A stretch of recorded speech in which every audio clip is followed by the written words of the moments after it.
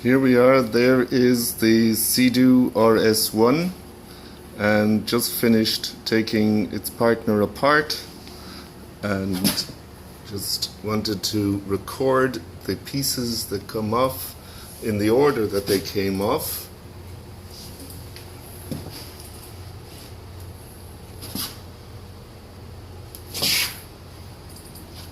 Here's the grills, the bit at the bottom, kind of around the switchgear. That was a tricky piece, which is actually cracked, so you might have to get a spare.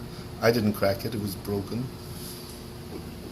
And there's the culprits, which is the front half of the switches and the back half of the switches, which is all done by magnet wizardry.